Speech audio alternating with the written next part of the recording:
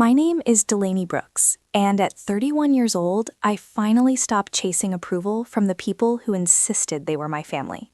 The realization didn't arrive with slammed doors or tearful confrontations. They were no dramatic speeches or final ultimatums. Instead, it came quietly, settling somewhere deep in my bones on an ordinary Tuesday morning while I traced the delicate outline of a fern across a client's shoulder blade. Now I stand inside my Portland studio, surrounded by a life I built entirely on my own terms. Sunlight spills through the tall windows that stretch from floor to ceiling, breaking into soft prisms that scatter faint rainbows across the sketchbooks and papers covering my work table. My teal-colored hair catches the light whenever I lean forward to organize bottles of ink for the day's appointments. The walls of the studio are covered in the designs that have become my signature. Botanical artwork fills every corner, ferns unfurling in intricate patterns, wild roses twisting along imaginary trellises, delicate woodland plants preserved forever through careful lines of ink. It's the style that made my name recognizable in Portland and earned me a waiting list months long. My fingers, permanently stained with traces of ink that no amount of scrubbing fully removes, tap lightly against the edge of my appointment book.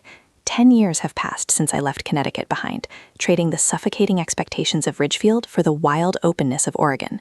10 years since I stopped trying to mold myself into the perfect Brooks daughter and began shaping something entirely my own. The difference between my studio and the house I grew up in couldn't be more dramatic. Back in Ridgefield, the Brooks family lived inside a 4-bedroom colonial home that stood like a monument to polished respectability. The front lawn was trimmed with obsessive precision, the hedges were clipped into identical shapes, and the flower beds bloomed in carefully coordinated colors approved by the neighborhood association. Nothing was allowed to grow wild there. Nothing ever escaped control. My father, never dad, always father, Charles Brooks, built his reputation as a tax attorney on appearances and meticulous professionalism. His suits were always perfectly tailored, his hair combed into place with mathematical precision. His handshake carried the weight of million-dollar negotiations. Families trusted him because he looked exactly like the kind of man you should trust. At the dinner table, he delivered lectures about reputation as if they were sacred teachings. Reputation is currency, he liked to say while slicing his steak into perfect squares, and the Brooks name is worth its weight in gold. My mother, Eleanor to her friends and Mrs. Brooks to everyone else, chaired multiple church committees and managed the annual charity gala like a military operation. Her schedule was packed with social obligations carefully chosen to preserve or improve our family's standing in the community. She moved through crowded rooms with elegant grace, her pearl necklace bouncing lightly against her collarbones as she laughed politely at jokes she secretly despised. "Appearances matter, Delaney," she once whispered sharply while pinching my arm at a garden party after I reached for a second cookie. "People are watching. People are watching." My brothers completed the picture of the flawless Brooks family. Derek and Lucas were the golden sons whose futures had been mapped out before they even learned to read. Derek excelled at debate and went on to Yale with plans for law school. Lucas possessed a gift for mathematics that earned him scholarship after scholarship before he eventually enrolled at Harvard Business School. Their achievements were proudly displayed on the living room mantel and frequently mentioned during father's country club dinners. And then there was me. I was the smudge on an otherwise flawless canvas, the daughter who asked questions she shouldn't ask and refused to stay neatly within the lines drawn for her. While my mother chose dresses for me to wear to Sunday service and my father carefully planned the college I should attend, I spent my time dreaming in colors they couldn't even name. The Brooks household followed an unwritten rule that governed everything. Every decision, from vacations to breakfast cereal, passed through the same filter. What will people think of us? That question echoed constantly through the house, bouncing off spotless walls and settling in corners that never collected dust because mother made sure they were cleaned before they ever had the chance. The first time I truly understood my place within the family hierarchy, I was 12 years old. After weeks of pleading, I finally convinced mother to buy me a temporary hair dye. It was just one small streak of violet, a color that would wash away after a few shampoos. I applied it in the bathroom mirror with shaking hands, watching with excitement as the purple strand appeared against my brown hair. It thrilled me, a tiny rebellion contained within a single line of color. I ran downstairs to show them before Derek's high school graduation dinner. Father looked up from his newspaper. His expression changed in less than a second, from mild distraction to visible disgust. "Absolutely not," he said coldly. "Wash that out immediately." "But it's temporary," I protested. "It'll be gone by Monday." I said no. The newspaper snapped back into place, shutting me out completely. "We're leaving in 30 minutes. You will not join us looking like that." "Charles," mother murmured quietly, "people will ask why she isn't there. Tell them she's sick, a stomach virus." He didn't lower the paper. Better they believe she's ill than see her looking like a delinquent. I stood frozen in the middle of the living room, the words settling over me like a heavy cloak. It wasn't missing Derek's celebration dinner that hurt most. It was the effortless way they erased me to maintain their perfect image. Later that night, I sat alone in my bedroom, picking at a sandwich mother had left on my desk before they departed. Through the neighbor's kitchen window, I could see my family gathered briefly at the Petersons' house before heading to the restaurant. Father laughed as he clapped Derek proudly on the shoulder. Mother leaned forward animatedly in conversation. Lucas smiled at something someone said. They looked complete, perfect, without me. I pressed my hand against the cool glass of my bedroom window and watched my family exist as if I had never been part of the picture. Something shifted inside me then. The desperate hunger for their approval changed shape. It still hurt, but the feeling became quieter, heavier, less hopeful. For the first time, I realized their love came with conditions I might never meet. That night, as the violet streak faded under repeated washings, a small seed of independence took root somewhere deep inside my heart. It would take years to grow fully, but the moment began there. I started to understand something important. Real families shouldn't demand perfection before offering belonging. I just didn't know yet that I would eventually have to build that family myself, thousands of miles away from the perfect colonial house on Maple State. The first sketchbook I ever purchased was a cheap spiral notebook from a drugstore, bought with birthday money from my grandmother. I hid it between my mattress and box spring, pulling it out only after locking my bedroom door once the house settled into nighttime quiet. With colored pencils scattered across my comforter like fallen leaves, I created worlds my family would never understand. By 16, my hands always carried evidence of my secret life. Graphite smudges darkened the skin beneath my fingernails. Tiny specks of paint clung stubbornly to my fingers. Calluses formed where I gripped pencils for hours without stopping. Mother noticed once during Sunday dinner. "For heaven's sake, Delaney," she said sharply, "your hands look filthy." She slid a napkin toward me with 2 delicate fingers, as if touching me might ruin her manicure. "What will Pastor Mitchell think if he sees you like that tomorrow?" I said nothing. I just scrubbed at the blue pastel dust until my skin turned red. What I couldn't explain was that those marks felt like proof that I existed. My voice had little space at the Brooks dinner table. Every opinion was labeled inappropriate. Every question met with Father's usual response. That's not up for discussion. So I learned to speak another way, through lines and colors. My drawings became sentences I wasn't allowed to say out loud. In my hidden sketchbooks, entire universes appeared. Landscapes where gravity shifted unpredictably, trees grew upside down, and fierce women with wild hair stared boldly from the pages. Each drawing felt like a tiny revolution happening quietly beneath my parents' roof. The summer before my senior year, I discovered an online art forum. With trembling hands, I scanned my first drawing and uploaded it. A self-portrait where my face emerged from twisting thorns while a single bird perched on my shoulder. I titled it Caged. Later that night, after everyone else slept, I checked the website again. Strangers from across the world had left comments. "This speaks to me. Your lines are incredible. I feel this." I covered my mouth to keep from crying out. For the first time in my life, someone truly saw me. Not the obedient Brooks daughter in pressed khakis, the real Delaney. That moment began my double life. Public Delaney followed family expectations. Private Delaney created art that grew wild and untamed, like plants searching desperately for sunlight. Art became more than a hobby. It became the foundation of who I was.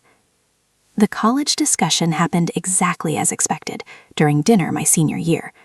Father waited until dessert arrived before placing a Dartmouth brochure beside my plate. "I spoke with William Harrison today," he said, referring to his old college roommate now on Dartmouth's board. "He assured me your application will be considered favorably, despite your somewhat inconsistent academic performance." Mother smiled brightly. "Economics would suit you perfectly, Delaney." My brothers exchanged knowing looks. What they didn't know was that I had already applied to 7 art schools across the country. What they didn't know was that I'd been quietly selling digital illustrations online and saving the money in a private bank account. The acceptance letter arrived from the San Francisco Art and Design Institute on a Tuesday in April. I grabbed it from the mailbox before anyone else got home. Not only was I accepted, they offered a 75% scholarship based on my portfolio. For 3 days, I kept the letter hidden in my sock drawer, pulling it out each night just to confirm it was real. Finally, on Friday evening, I placed it on the table beside Father's coffee cup. His expression darkened as he read. "What is this nonsense?" "My college acceptance," I said calmly. "I start in September." Mother snatched the letter from him. "San Francisco? Art school?" The words sounded offensive coming from her mouth. "We already discussed Dartmouth." "I never submitted the application," I said. Father's cup slammed against the saucer. "We are not paying for you to waste 4 years drawing pictures 3,000 miles away." "That's fine," I replied. "I've already earned most of it." I pointed to the scholarship, "and I've saved money for the rest." The argument exploded. Voices raised, accusations flew. But strangely, I remained calm. Their words no longer carried the power they once had. The next morning, I bought a one-way bus ticket to San Francisco. 3 days across the country. 3 days to shed the life I was leaving behind. I packed everything that mattered into 2 bags. No one said goodbye when I left. The house felt empty as I carried my luggage down the stairs one final time. Outside, sunlight warmed the perfectly trimmed lawn. I paused at the driveway and looked back once. The colonial house stared at me silently. Then I walked away. The bus rolled out of Richfield. Through the window, I watched my childhood home shrink until it disappeared. With every mile, the tightness in my chest eased. For the first time in my life, I chose art instead of approval. The future ahead was uncertain, but it was mine. San Francisco welcomed me like the family I never had. Fog curled through the Golden Gate Bridge each morning, wrapping the city in a quiet silver embrace. Baristas with bright hair served coffee beside businessmen in suits without anyone batting an eye. Professors with tattooed arms lectured on classical techniques. The whole city pulsed with possibility. During my first critique, Professor Winters tapped her finger against my sketchbook. "You're holding back," she said. "These botanical studies are technically strong, but where are you in them?" The question unsettled me. After 18 years of shrinking myself to fit expectations, I didn't know the answer. That weekend, my roommate Zoe dragged me to her favorite tattoo shop. The studio smelled faintly of antiseptic and endless possibility. Walls covered in flash sheets showcased everything from traditional anchors to watercolor abstractions. "What do you want?" asked the artist, a woman named Morgan whose silver hair was cropped close on one side, flowing long on the other. I unfolded the design I'd sketched and refined for weeks, a single foxglove stem with blooms unfurling up my inner forearm. "These flowers are poisonous," I explained. "But they're also medicine in the right dose." Morgan's eyes crinkled at the corners. "I know exactly what you mean." The needle's sting brought tears to my eyes, but I welcomed the sensation. With each line etched into my skin, I reclaimed territory. My body, my choice. My permanent declaration of independence. When I returned to class Monday morning, I wore a short-sleeved short for the first time since arriving. Professor Winters noticed immediately, examining the healing tattoo with professional interest. "Now we're getting somewhere," she smiled. "Let's see how this translates to your work." The floodgates opened. My sketchbooks were filled with botanical studies that merged scientific precision with emotional resonance. Nightshade and hellebore, plants with dual natures like mine, capable of harm or healing depending on how they were handled. Professors began pausing longer at my station during critiques. My work was selected for the student gallery show, then for a local cafe exhibition. Phone calls home grew briefer, less frequent. "How are your business classes?" Father would ask, clinging to the fiction that I'd eventually transfer to a real degree program. "They're illuminating," I'd answer, technically not lying as I mixed colors for a study on light refraction through petals. Dean Wallace stopped me after final portfolio reviews junior year. "Brooks, your botanical illustration work is exceptional. Have you considered scientific illustration as a focus? The medical school needs someone with your eye for detail." The commissioned work paid my summer rent and built my first professional portfolio. I framed the check stub from the university and hung it above my desk, proof that art could be both passion and profession, despite what my family had predicted. Father's Christmas card that year included a note, "Still time to transfer credits to business school." I tucked it behind my first published illustration in a medical textbook, 2 realities competing for wall space in my tiny apartment. Portland called me after graduation, a city where the wilderness crept right up to urban boundaries, where moss reclaimed abandoned spaces, and where Iron and Ivy, a tattoo studio specializing in botanical designs, had posted an apprenticeship opening. The owner, Rachel West, spent 30 minutes examining my portfolio before looking up. "Your line work is exceptional. The way you understand how plants grow, how they twist toward light, and grow that can't be taught." She tapped a weathered finger against my foxglove tattoo. "You already understand how skin becomes canvas. The rest I can teach you." Apprenticeship meant long hours sweeping floors, sterilizing equipment, and drawing flash designs for poverty wages. But it also meant absorbing everything: how to stretch skin for clean lines, how to move the needle for different effects, how to listen to clients who trusted me with their stories and skin. Why lilacs? I asked a woman in her 60s who requested the purple blooms across her shoulder blade. My mother grew them, she explained. She's been gone 20 years now, but whenever I smell them blooming, I feel her with me. Her eyes misted. I always want to carry her with me, always. Each client brought stories etched into them before I ever touched needle skin. The college student covering self-harm scars with cosmos flowers. The breast cancer survivor reclaimed altered terrain with cherry blossoms. The widower incorporated his wife's handwriting into a memorial piece. These weren't just clients, they became connections, people who trusted me with their pain, their healing, their transformations. I created a safe space for their vulnerability, something I'd never been offered at home. 2 years into my apprenticeship, my botanical designs developed a waiting list. 4 years in, Rachel called me into her office. "I'm opening a second location," she said without preamble. "I need someone I trust to be my partner at the original shop." She slid papers across her desk. 51% me, 49% you to start. We revisit the percentages in 2 years. At 25, I became co-owner of a respected tattoo studio. The day I signed the partnership papers, I called home for the first time in months. "I've become part owner of a business," I told Mother, careful with my wording. Her voice brightened. "Oh, what kind of business, dear?" "The kind that's profitable and respected in its field," I replied, still dodging. "Well, your father will be pleased to hear you finally found a sensible path," she said, satisfaction warming her tone. "Maybe you'll finally use that artistic hobby for proper greeting cards or something respectable." I let her believe what she needed to believe. The truth would only disappoint her, and I'd stop seeking approval I would never receive. My own apartment is filled with plants and light. My skin accumulated more art, a garden I carried with me everywhere. Iron and Ivy thrived under our partnership, featured in regional magazines and booked months in advance. Then came the ivory envelope in my mail, addressed in Mother's perfect penmanship. Inside, Derek's wedding invitation. Una, gold embossed lettering announcing his union with Caroline Elizabeth Montgomery of Greenwich, Connecticut, at St. Matthew's Episcopal Church, followed by reception at the Ridgefield Country Club. A handwritten note slipped from between the cardstock. "Delaney, we hope you'll join the family for Derek's special day. Please wear neutral colors, long sleeves preferred, and avoid bright hair tones for photographs. Mother." The familiar ache bloomed beneath my ribs. 6 years of building my life, my business, my reputation, yet still reduced to a potential embarrassment, still asked to hide who I'd become. Rachel found me staring at the invitation during lunch break. "Bad news?" "Family news," I clarified, sliding the note toward her.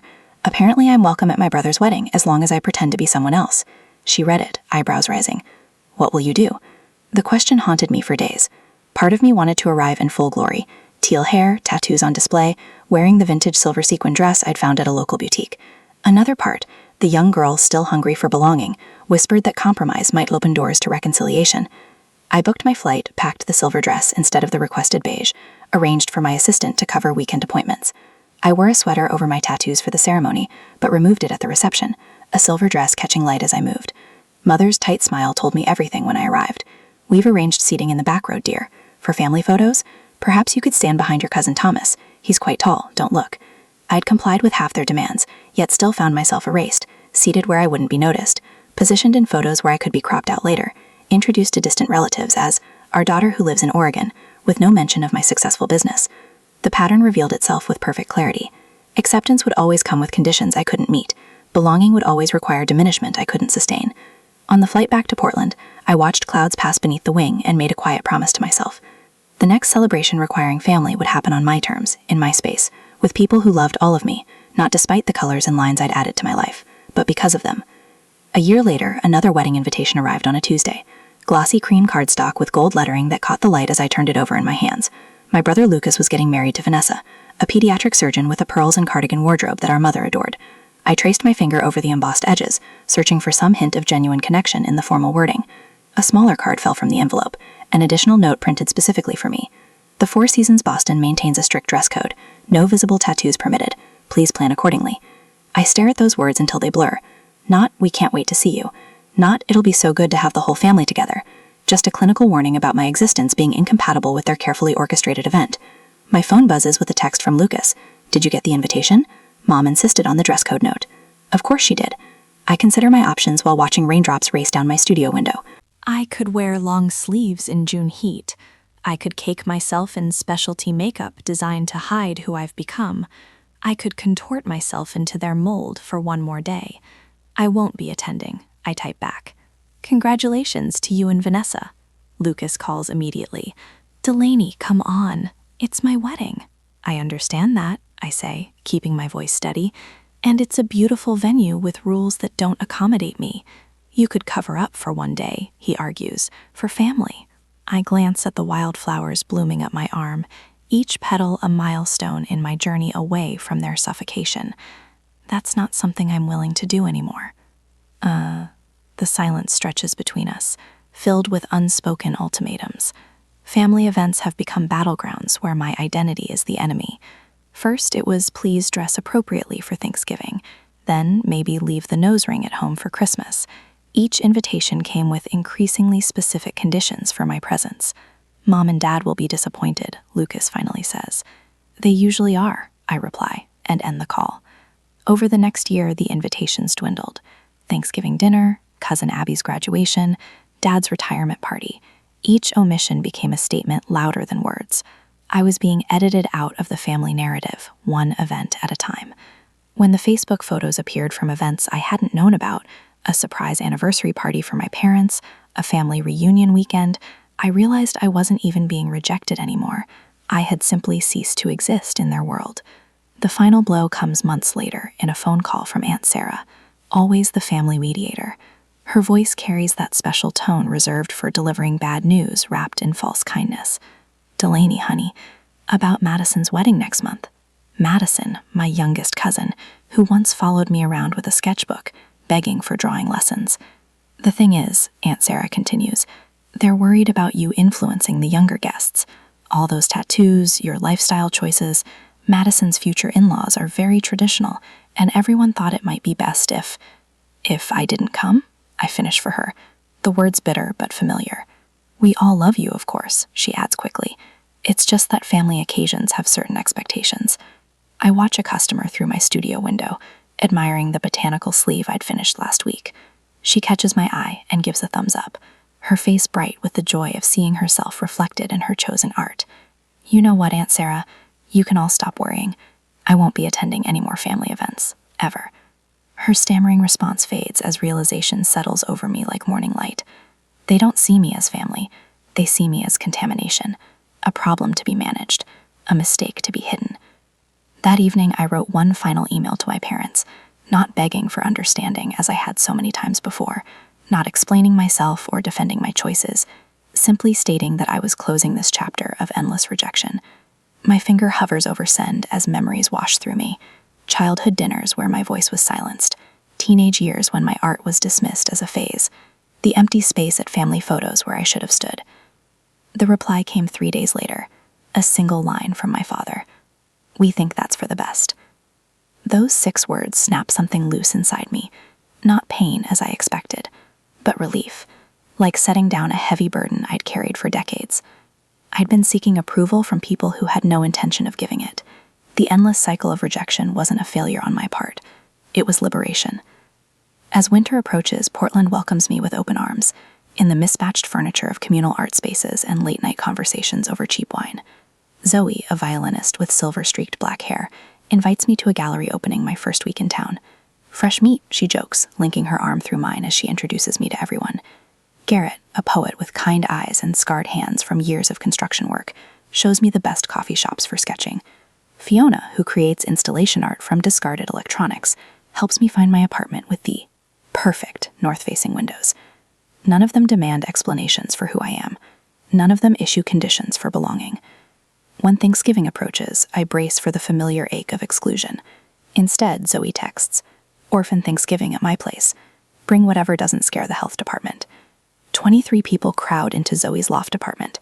Garrett brings 3 pies, and his elderly father who tells ribald jokes.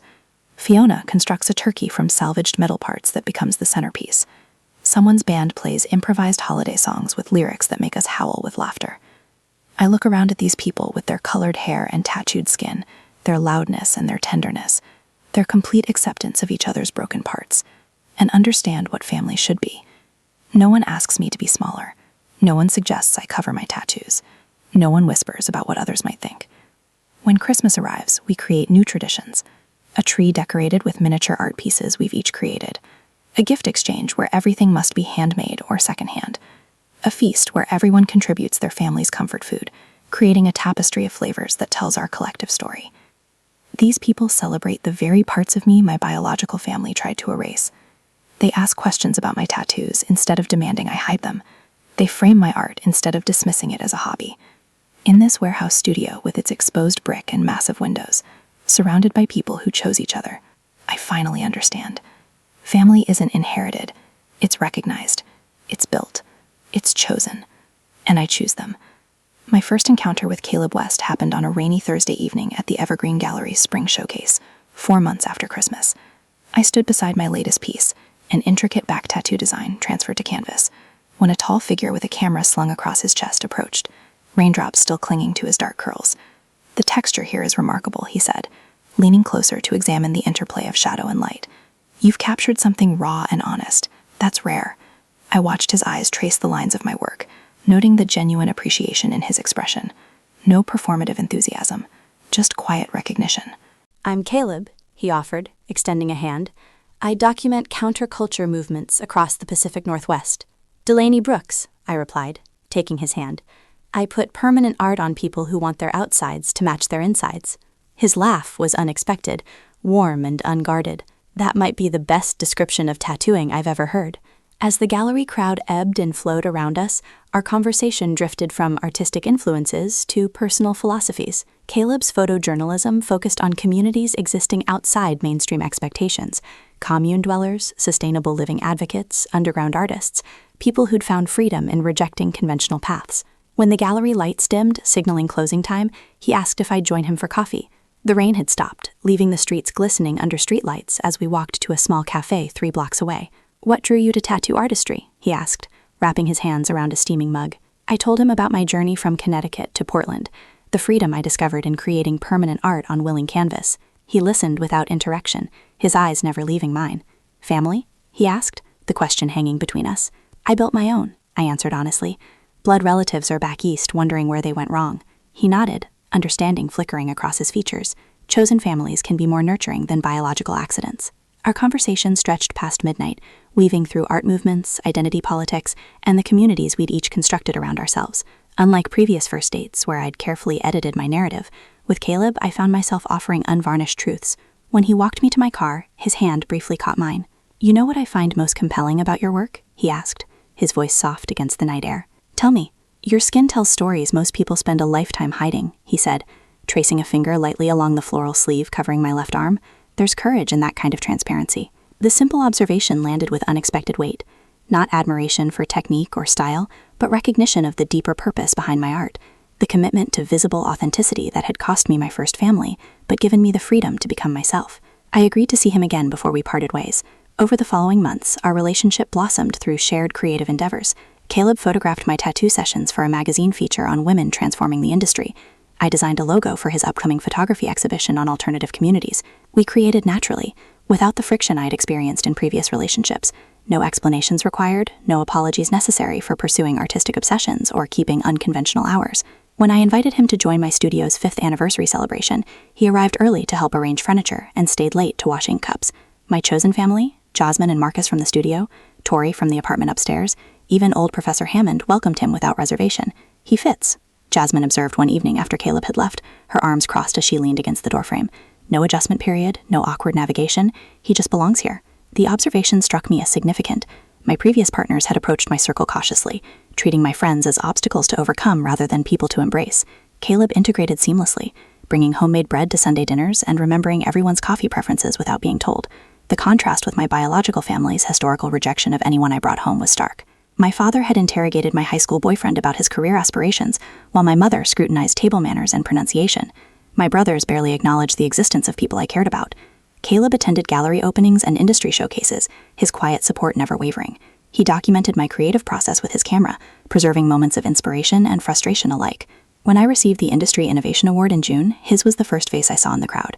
"You're glowing tonight," he whispered during the after-party, brushing a strand of hair from my face. "I'm happy," I replied, the simple truth of it surprising me. "It looks good on you," he said, pressing a kiss to my forehead. We built our relationship on a foundation of mutual support and genuine acceptance. He understood my need for creative space and respected my boundaries without taking offense. I learned to accommodate his occasional retreats into silent contemplation without taking them personally. For our 1-year anniversary, Caleb suggested a weekend trip to the Oregon coast. We rented a small cottage overlooking the Pacific, windows open to capture the constant rhythm of waves against shore. After a day exploring tidal pools and collecting interesting stones, we returned to watch the sunset paint the horizon in brilliant orange and pink. Caleb seemed uncharacteristically nervous, his hands fidgeting with the camera he hadn't used all afternoon. "I have something for you," he said, as darkness settled around us and stars began appearing overhead. From his pocket, he withdrew a small wooden box, hand-carved with delicate floral patterns. My heart stuttered in my chest as he placed it in my palm. "Open it," he urged softly. Inside nested a silver ring, its design immediately recognizable. A small wildflower, pushing through cracked concrete, the exact image of my first tattoo, the one I designed myself at 19, marking my decision to leave Connecticut permanently behind.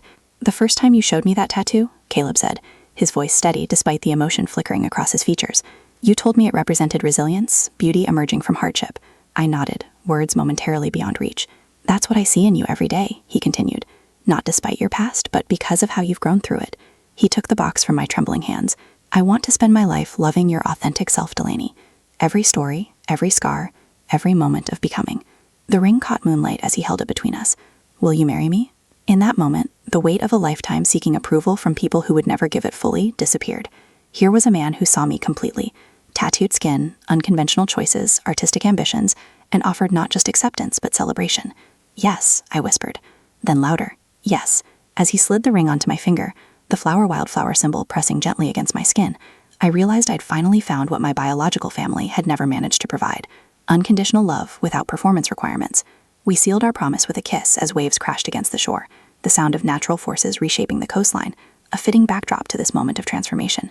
With Caleb, I wasn't fighting to be seen or struggling to be valued. I simply existed, fully and freely, in the circle of his arms.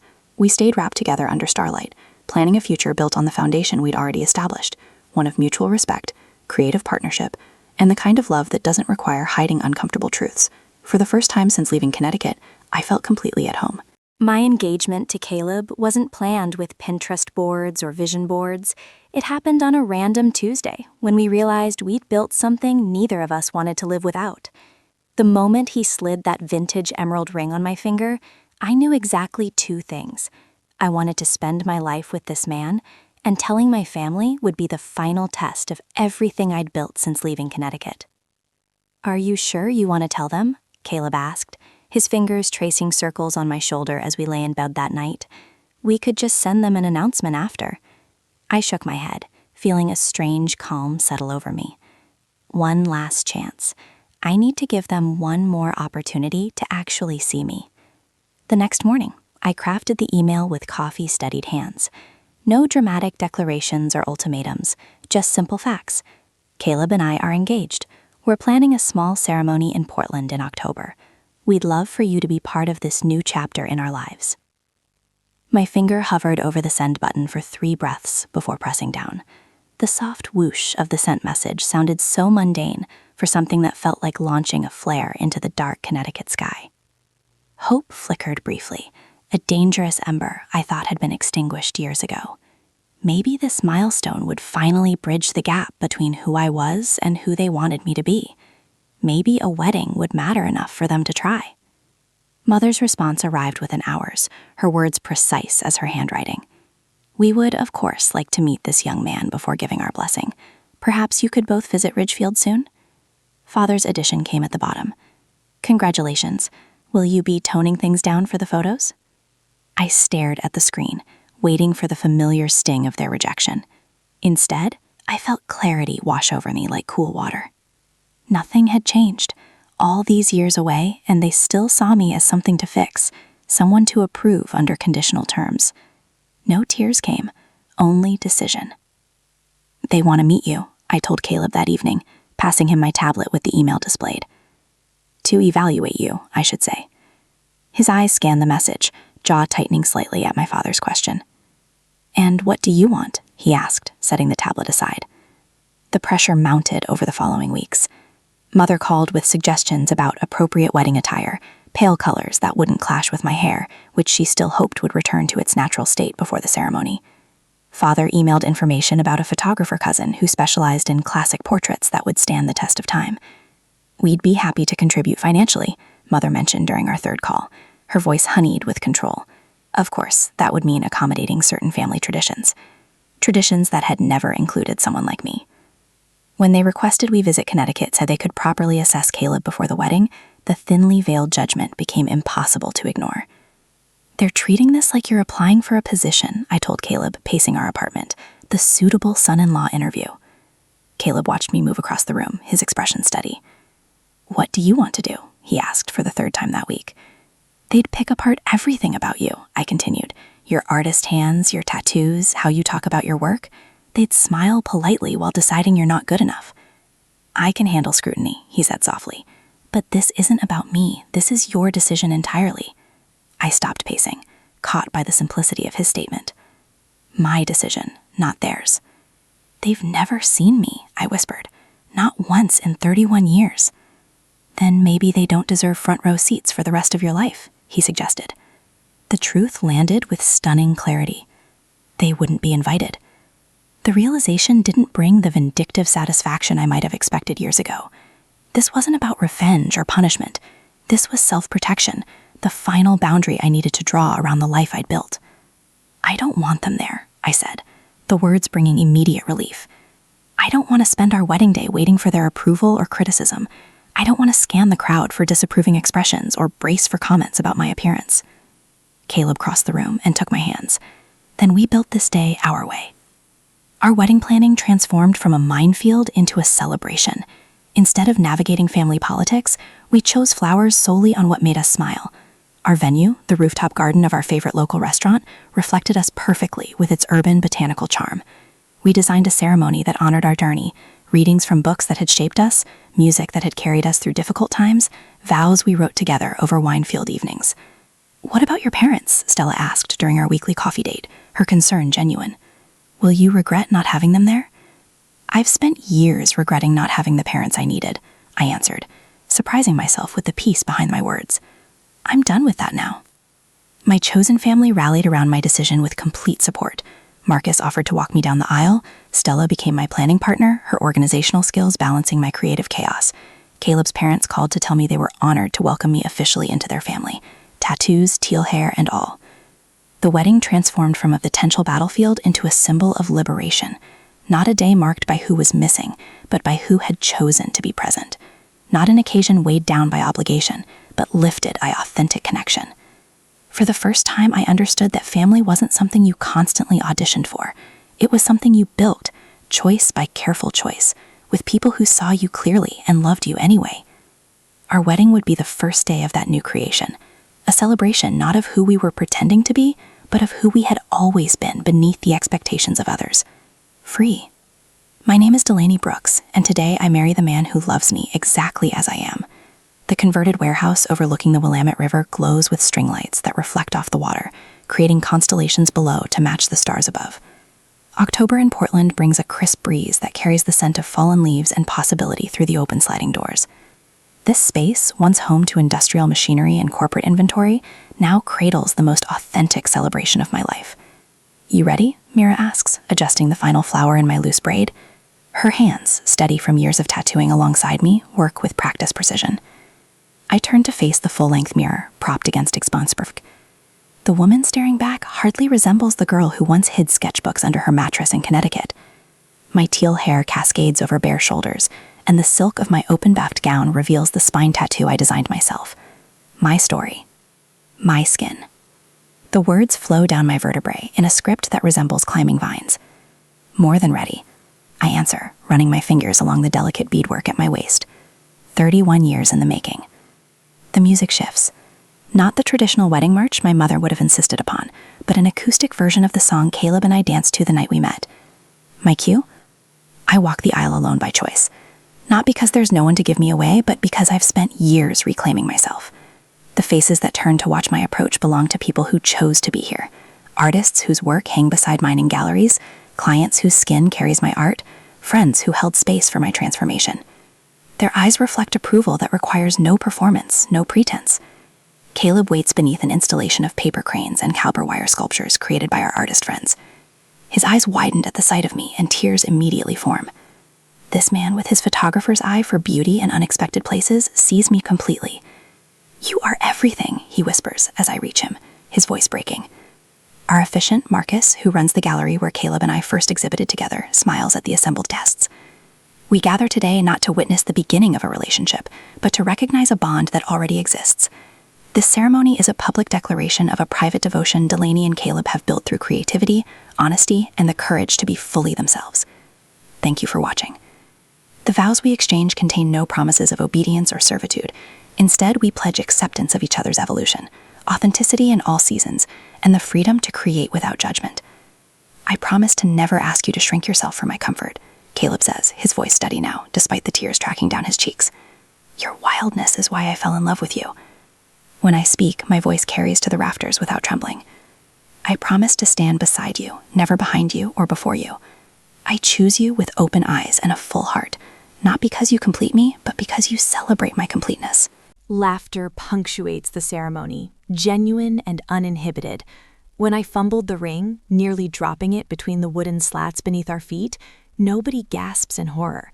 Instead, Marcus quips, "Artist's hands, precise with ink, clumsy with jewelry," and the crowd erupts in knowing chuckles. As we kiss to seal our vows, cheers erupt that seem to shake the industrial chandeliers overhead. I feel something settle in my chest, a certainty that has been building since I first stepped off that bus in San Francisco with nothing but determination and a portfolio. This is what belonging feels like. The reception flows naturally from the ceremony, the space transforming as Edison bulbs illuminate food stations featuring cuisine from our favorite local restaurants. No assigned seating, no stuffy dinner service where conversation dies beneath the weight of formality. People gather in fluid groups, plates balanced on knees, wine glasses clutched while gesturing to emphasize stories. Against one wall, Vince, a local tattoo artist who mentored me when I first moved to Portland, has set up a small station offering commemorative designs. Nothing elaborate, tiny symbols that guests can choose to mark this day. A line forms quickly, laughter erupting whenever someone winces at the first touch of the needle. "Your father would collapse at the sight," jokes Amelia, my former art professor who drove up from San Francisco for the wedding. She gestures toward the tattoo station with her wine glass. "That's partly why I love it," I admit, watching as Caleb's cousin receives a small geometric heart on her wrist. Though, honestly, I stopped making decisions based on what would horrify my family years ago. The opposite wall showcases Caleb's photography, not wedding portraits or engagement photos, but his professional work, urban landscapes of Portland, intimate portraits of artists and their studios, and a series he calls Reclamation, featuring people and their tattoos, each image paired with the story behind their body art. My portrait hangs in the center, back to the camera, spine tattoo fully visible, face turned just enough to show my profile illuminated by golden hour light. "You've created something remarkable here," Marcus says, appearing at my elbow with a plate of appetizers. "And I don't just mean marriage." I follow his gaze around the room, to the diverse group of people who form our chosen family, to the art that surrounds us, to the atmosphere of celebration unburdened by pretense. "We wanted a wedding that felt true," I told him, "not a performance." "Mission accomplished," he says, squeezing my shoulder before drifting away to chat with other guests. As the night deepens, Caleb finds me near the dessert table and wraps his arms around my waist. "How does it feel to be Mrs. Reed?" he murmurs against my ear. I turn in his embrace, meeting his eyes. "Actually, I'm still Delaney Brooks, and you're still Caleb Reed, two whole people who chose each other." His smile widens. "I wouldn't have it any other way." The celebration continues until the early morning hours. Nobody checks watches or slips away early with polite excuses. These people, artists, dreamers, truth-tellers, understand the value of moments like these. By the time Caleb and I leave for our small apartment in the Pearl District, my cheeks ache from smiling and my feet from dancing. 2 weeks later, the doorbell rings while Caleb and I sit at our kitchen island sorting through wedding photos. The sound feels intrusive on a lazy Sunday morning, unexpected and unwelcome. Caleb rises first, padding barefoot to the door. I hear the familiar creak of it opening, followed by an unnatural silence that pulls me from my stool. When I reach the entryway, the past stands on our welcome mat. Father looks older, his shoulders slightly stooped beneath his tailored suit jacket. Mother clutches her handbag with white knuckles, her pearls exactly where they've always been. Behind them, Derek and Lucas hover awkwardly, neither meeting my eyes. "Delaney," Father says, my name sounding foreign on his tongue after so many years of silence. Caleb steps back to my side, his arm sliding protectively around my waist. The simple gold band on his finger catches the light. "May we come in?" Mother asks, her voice brittle with forced politeness. I hesitate only briefly before nodding. They file into our living room, these strangers who share my DNA, looking out of place among our eclectic furniture and wall art. "Why are you here?" I ask when they've arranged themselves stiffly on our sofa and armchairs. Father clears his throat. "We received this." He holds up a newspaper clipping, a feature on local weddings from the Oregonian that included a photo from our ceremony, through an acquaintance with Portland connections. "Congratulations," Lucas offers weakly, earning a sharp glance from Father. "We came to discuss your behavior," Father continued, as if Lucas hadn't spoken. "Do you understand how humiliating it was to learn of your wedding from strangers? To have people asking us why we weren't there?" Mother leans forward. "The Henderson's daughter saw it online. She asked Eleanor about it at her charity luncheon." She speaks as if this explains everything, as if social embarrassment justifies their sudden appearance after years of silence. "Did you expect an invitation?" I ask, genuine curiosity in my voice. "We're your family," Mother says, as if the word alone carries irrefutable weight. "Are you?" Caleb asks quietly beside me. I squeeze his hand in gratitude. "Do you know how embarrassing it is?" Mother continues, her voice rising slightly. "To have a daughter who looks like you, who lives like this, who excludes her own family from her wedding?" The words hang in the air between us, crystallizing 30 years of conditional love into a single clarifying moment. "Thank you," I say, surprising everyone in the room, including myself. "Excuse me?" Father's eyebrows draw together. "Thank you for confirming what I always knew." My voice remains steady, my hand still firmly in Caleb's. "You're not upset about missing my wedding. You're upset that people know you missed it." I stand, and Caleb rises with me. Together we move toward the door, opening it in clear invitation for their departure. "I have built a life surrounded by people who love me for who I am, not who you wanted me to be," I tell them, looking each family member in the eye. "That's something worth celebrating." They leave with stiff backs and tight lips, no embraces or promises to keep in touch. The door closes on 30 years of conditional love, with a soft click that sounds like freedom. Caleb pulls me into his arms as their footsteps fade down the hallway. "You okay?" I press my forehead to his shoulder and breathe deeply. "Yes," I say, and I mean it. I finally am. My tattoo needle hums against Parker's skin, a gentle vibration that connects us beyond words. She winces slightly as I trace the outline of a butterfly emerging from what looks like shattered glass. Her first tattoo at 39. "My mother told me tattoos were for people with no future, as a dewstack," Parker whispers as I pause to wipe away excess ink. "I believed her for 20 years. I nod, understanding flowing between us like a current. Mine said they were for people with nothing to lose. And here we are, Parker laughs, the tension in her shoulders easing. Turns out they were wrong about a lot of things. 3 months have passed since my wedding. 3 months of waking up beside Caleb without that familiar knot of anxiety in my stomach, wondering if today would be the day I'd finally earn my family's approval.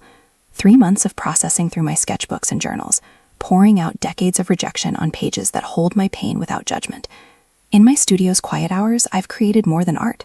I've built understanding. Each brushstroke and journal entry has helped me recognize that what my family saw as rebellion was actually survival. My colored hair, my tattoos, my refusal to shrink myself, these weren't weapons wielded against them, but shields I crafted to protect myself. Almost done, I tell Parker, adding the final touches to her butterfly. How does it feel? Like freedom, she says, eyes welling. Like I'm finally allowed to exist in my own body.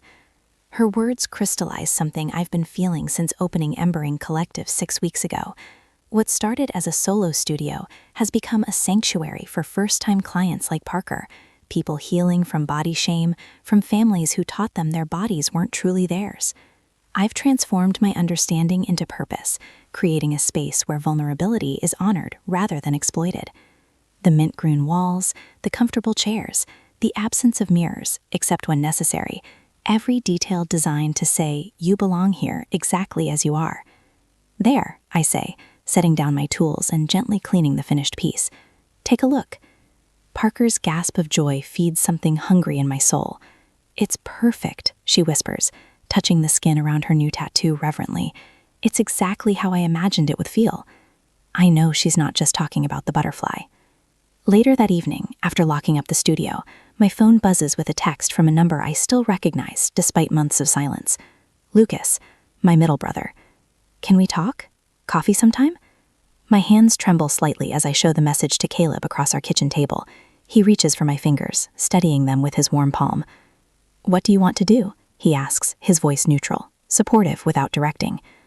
I don't know, I admit, staring at those 7 simple words that somehow carry the weight of decades. Part of me wants to ignore it, somehow. And the other part, I trace the wood grain of our table, is curious. 3 days later, I'm sitting across from Lucas at a coffee shop, equidistant between our homes, his in the suburbs, mine downtown. He's aged in ways that surprise me, fine lines around his eyes that weren't there at Christmas 2 years ago, when he last stood silently by while our father made cutting remarks about my unfortunate lifestyle choices.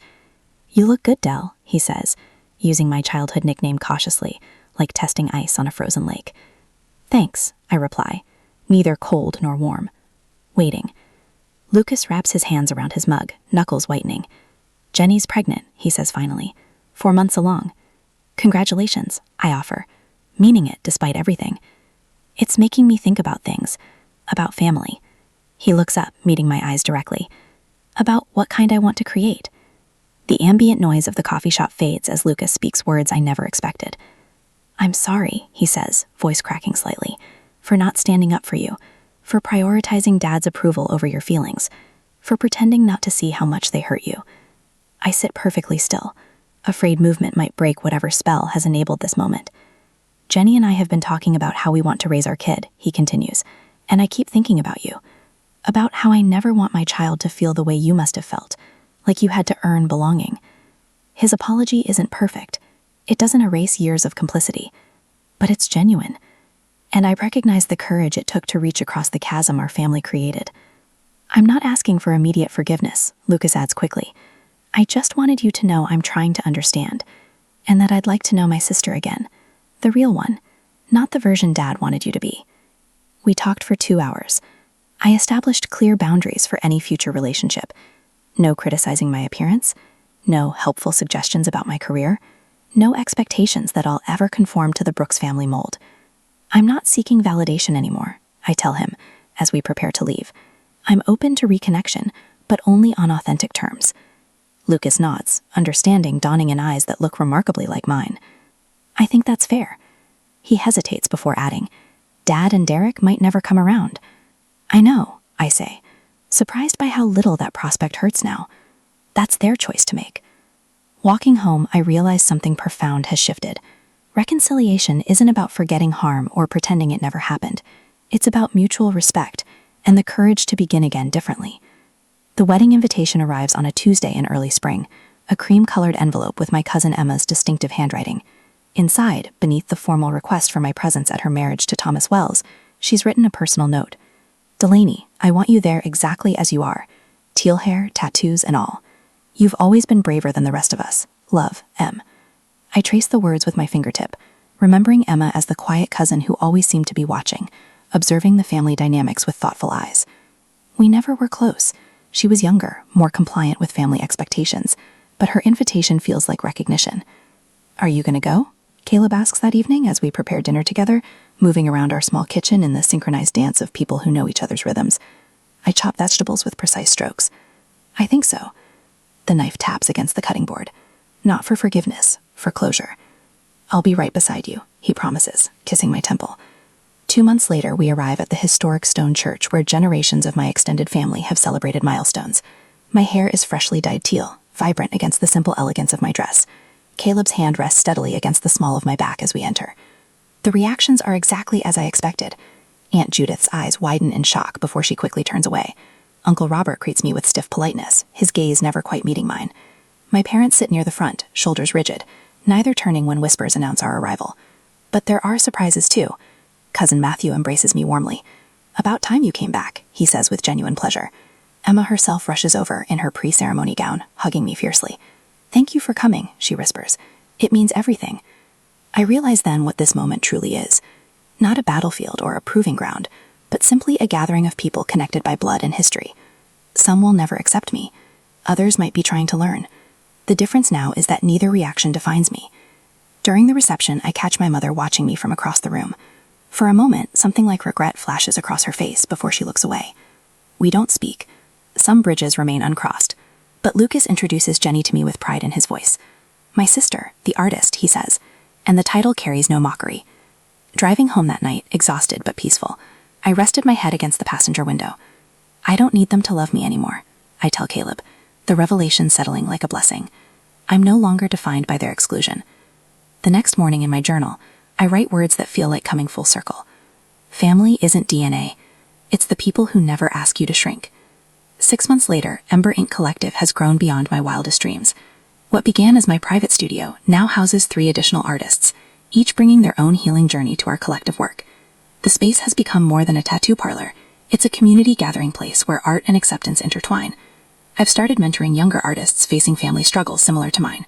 2 weeks ago, we established the Ember Scholarship for art students estranged from their families, funded by a portion of our studio profits. Sometimes I marvel at the perfect symmetry of it all.